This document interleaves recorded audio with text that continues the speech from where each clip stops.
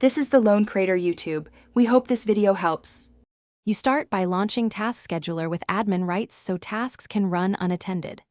Open Start, type Task Scheduler, or press Win+R and enter Tasks. MSC. If user account control appears, approve it. This allows creating tasks that need higher privileges. Once the console opens, make sure you can see the Task Scheduler library on the left that confirms you're in the right place. Now that the app is ready, you're prepared to define the trigger and action for a new scheduled job. Now create the task itself.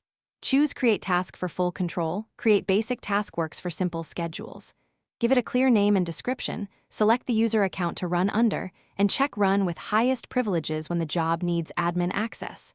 Next, click Triggers to add when it runs, daily, weekly, at logon, or on an event.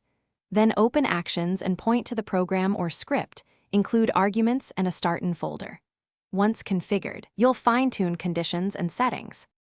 Finish by reviewing conditions and settings. Limit runtime, wake the computer, and set retry behavior so the task behaves predictably. Click OK to save, then right-click the new task and choose Run to test it immediately. Watch Last Run Result and the History tab for success or error codes. If it fails, make sure the selected account password is current, the executable path and working directory are correct, and required environment variables are set. Also check Event Viewer for. Thanks for watching. Consider subscribing if we helped you.